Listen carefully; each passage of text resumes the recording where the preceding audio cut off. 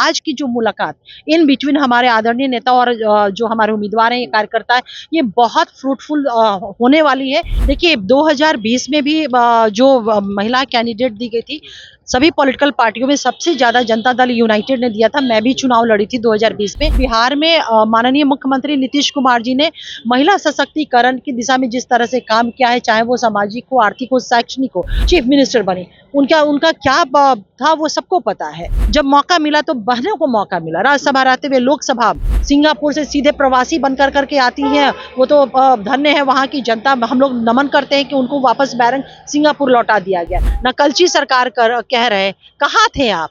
15 वर्षों तक सरकार रही है ना, क्यों नहीं काम किया? नमस्कार, आप देखना शुरू कर दिए हैं दर्श न्यूज और मैं हूं कुमार मनीष। देखिए, बिहार विधानसभा चुनाव से पहले नीतीश कुमार फिर एक बार एक्टिव मूड में दिखे। पहले प्रधानमंत्री नरेंद्र मोदी के द्वारा विधानसभा चुनाव से पहले 75 लाख महिलाओं के अकाउंट में 10,000 रुपया डाला गया और आज सुबह सुबह नीतीश कुमार के द्वारा 25 लाख महिलाओं के अकाउंट में 10,000 रुपया डाला गया। तमाम बिहार के जो नेता कार्यकर्ता है, नीतीश कुमार सुबह सुबह अपने जेडीयू नेता कार्यकर्ताओं को अपने आवास पर बुलाए, मीटिंग हुआ। मीटिंग से निकलने के बाद जेडीयू के प्रवक्ता महिला नेत्री है हमारे साथ, किस लिए बुलाया गया था, मेन मुद्दा क्या था आज बुलाने का? देखिए, माननीय मुख्यमंत्री श्री नीतीश कुमार जी की एक बहुत बड़ी खासियत है कि जब भी पार्टी के वर्कर उनसे मिलकर के कुछ कहने की उनके अंदर की चाहत होती है, फीलिंग होती है, तो बिना कार्यकर्ताओं के बोले और बिना समय मांगे माननीय मुख्यमंत्री जी के द्वारा अनाउंस कर दिया जाता है समय और तिथि को कि फलाना दिन और फलाना समय पे मैं मिलूंगा सभी से। और ये बात सही है कि चुनाव का वक्त है, बहुत सारे हमारे पार्टी के कार्यकर्ता हैं, वो प्रत्याशी उम्मीदवार के तौर पे उन्होंने पेश किया अपनी उम्मीदवारी को। तो आज 400 से करीब ज्यादा हमारे उम्मीदवार या प्रत्याशी या पार्टी के वर्कर जाकर 15 दिन पहले आवेदन भी जमा किए थे, दावेदारी पेश किए थे। नहीं, जिन लोगों ने आवेदन नहीं भी जमा, जैसे हम लोगों ने कोई आवेदन नहीं जमा किया था, लेकिन एक इच्छा थी मुख्यमंत्री से मिलूं तो वो निश्चित रूप से वो बुलाया गया, ऐसा कुछ नहीं है। मेन चीज है कि जो भी पार्टी के उम्मीदवार या प्रत्याशी हैं, माननीय मुख्यमंत्री नीतीश कुमार जी एक एक लोगों से मतलब 1 बाय 1 मिल रहे हैं।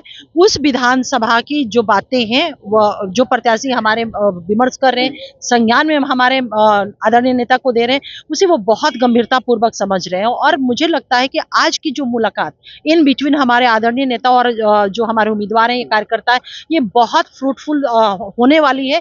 एनडीए गठबंधन के पॉइंट ऑफ व्यू से, हमारी पार्टी के पॉइंट ऑफ व्यू से और साथ ही साथ उस विधानसभा और हमारे कार्यकर्ताओं के पॉइंट ऑफ व्यू से कि सारी बातें जो है माननीय नीतीश कुमार जी के नेतृत्व में उम्मीदवारों ने, कार्यकर्ताओं ने दिया है चुनावी पॉइंट ऑफ व्यू से मद्देनजर। तमाम महिला भी यहाँ पर उपस्थित थी और वो लोग दावेदारी पेश कर रही है कि नीतीश कुमार जी से हम लोग मांग कर रहे हैं कि सबसे ज्यादा इस बार 2025 में महिला दावेदारी पेश करेंगी, जिस तरह से आप महिलाओं को सशक्त कर रहे हैं। देखिए 2020 में भी जो महिला कैंडिडेट दी गई थी, सभी पॉलिटिकल पार्टियों में सबसे ज्यादा जनता दल यूनाइटेड ने दिया था। मैं भी चुनाव लड़ी थी 2020 में।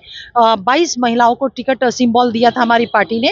तो ये तो सर्वविदित है ना, ये तो वेल नोन फैक्ट है कि बिहार में माननीय मुख्यमंत्री नीतीश कुमार जी ने महिला सशक्तिकरण की दिशा में जिस तरह से काम किया है, चाहे वो सामाजिक हो, आर्थिक हो, शैक्षणिक हो, और सबसे पहला डिसीजन हमारे आदरणीय नेता का विमेन एम्पावरमेंट को लेकर के था, तो वो था महिलाओं को राजनीतिक रूप से सशक्त करने के लिए पंचायती व्यवस्था और नगर निकाय व्यवस्था में 50% आरक्षण को लेकर के। अगर मैं आज आपसे बात कर रही हूँ, कॉन्फिडेंटली बात कर रही हूँ राजनीति के विषय पे, तो ये पॉलिटिकल एक सशक्त पॉलिटिकल व्यक्तित्व और चरित्र का निर्माण माननीय मुख्यमंत्री नीतीश कुमार जी के लीडरशिप में ही हो पाया है। और मेरी जैसे अनेक को सैकड़ों हमारी महिला साथी है, तो ये बात बिल्कुल सही है कि ये विजन, ये महत्वाकांक्षा, ये हमारे नेता की दी हुई है कि महिलाएं भी नेतृत्व करेंगी। जिन महिलाओं को कभी घर की दहलीज के बाहर नहीं निकलने दिया जाता था, आज माननीय मुख्यमंत्री नीतीश कुमार जी ने निर्णय कर करके, मौका दे करके, जो महिला कभी दुखिया समझी जाती थी, वो मुखिया जैसे महत्वपूर्ण पदों पर, संवैधानिक पदों पर वो इलाके का डेवलपमेंट कर रही है। और विधानसभा में सबसे ज्यादा टिकट उन्होंने बतौर असेंबली का उन्होंने दिया था। और इस बार भी हम लोग को पूरा विश्वास है कि माननीय मुख्यमंत्री नीतीश कुमार जी हम महिलाओं को एक मजबूत नेतृत्व करने का मौका निश्चित रूप से देंगे। नेता प्रतिपक्ष तेजस्वी यादव लगातार नीतीश कुमार जी पर सवाल खड़ा कर रहे हैं कि वो अचेत अवस्था में चले गए, अब कुर्सी संभालने लायक नहीं है और अब जेडीयू हो या बीजेपी हो, ये चुनावी प्रतिलोभन दे रहे हैं, वोट बैंकिंग का राजनीति कर रहे हैं लोग। इससे पहले ये लोग कहाँ सोए हुए थे? आज 10,000 याद आ रहा है, जीविका दीदी आज याद आ रही है। देखिए, सबसे पहले बात है कि नेता प्रतिपक्ष हमारे टोटली जो है ना मेंटली इंसॉल्वेंट हो गए, मानसिक रूप से वो दिवालियापन हो गए। और इस तरह का जो बयान आ रहा है ना, उनको पता है कि 2025 में बिहार की आवाम किस तरह की इबारत लिखने वाली है, तो उस इबारत को ये समझ चुके हैं कि किस तरह का परिणाम आने वाला है। और बौखलाहट और हताशा में इस तरह के अनर्गल वो बयान दिए जा रहे हैं। क्या नेता प्रतिपक्ष के पास या हमारे बिहार के विपक्ष के पास मोरल ग्राउंड है कि इस सारे विषयों पे वो बात करें? महिला सशक्तिकरण, महिलाओं पे वो बात करें। देखिए, माननीय मुख्यमंत्री नीतीश कुमार जी ने बिहार की महिलाओं को एक न सिर्फ मुख्यमंत्री बन करके, एक नेता बन करके, बल्कि एक अभिभावक, एक पिता, एक भाई के तौर पे उन्होंने बढ़कर करके मौका दिया हुआ है। इनको जब मौका बिहार की आवाम ने दिया था, तो इन्होंने किसका सशक्तिकरण किया था? अपनी बहनों का, अपनी माँ का। माता राबड़ी देवी जी चीफ मिनिस्टर बनी, उनका क्या था वो सबको पता है।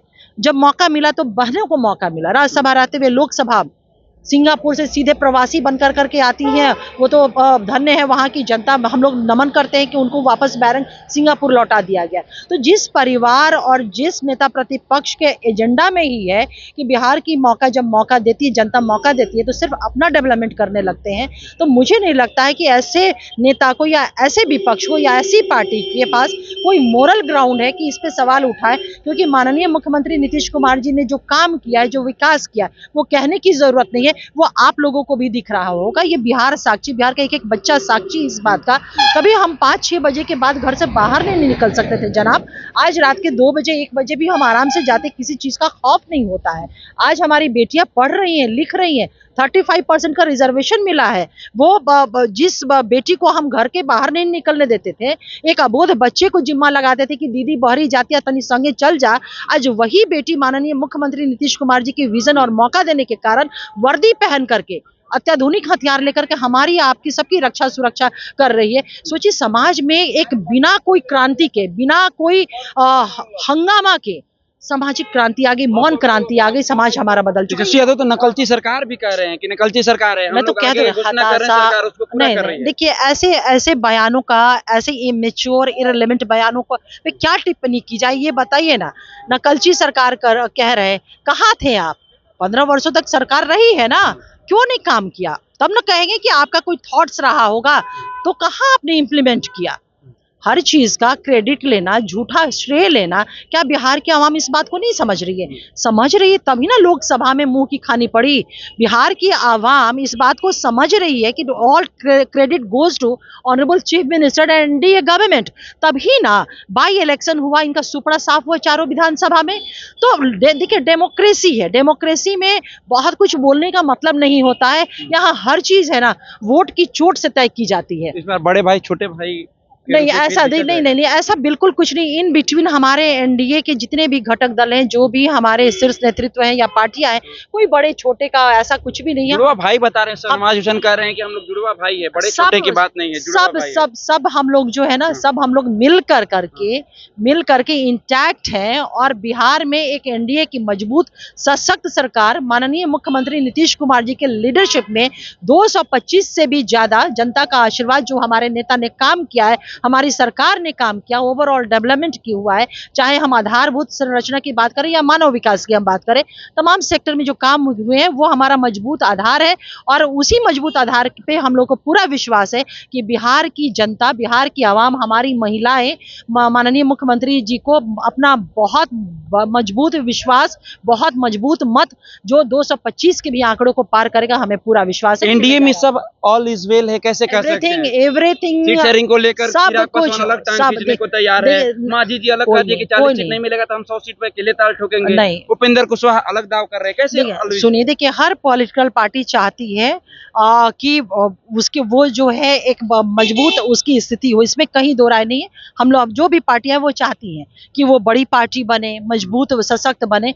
लेकिन एक चीज जान लीजिए कि बिहार के वेलफेयर के लिए, बिहार के डेवलपमेंट के लिए, नीतीश कुमार जी के नेतृत्व में विकसित और सशक्त और समृद्ध बिहार बनाने के लिए तमाम लोग जो है ना, सभी चीजों पे कहीं कोई भी मिसअंडरस्टैंडिंग नहीं, एक मजबूत हमारे बीच में एक अंडरस्टैंडिंग है और कहीं कोई ना इत्तेफाकी नहीं है। आप ही देखेंगे जब वो समय आएगा, मिल करके तमाम लोग घोषणा करेंगे कि हमारी चीजें तय हो। सीट शेयरिंग पर बात बनेगी। बिल्कुल बिल्कुल, सारी चीजों पे बात बन जाएगी भाई। बिहार को विकसित और समृद्ध और सशक्त बिहार नीतीश कुमार जी के नेतृत्व में बनाना है, इतना बड़ा एक लंबी लकीर खींचनी है, तो बाकी चीजें तो वो निश्चित रूप से वो गौन होती ही है ना।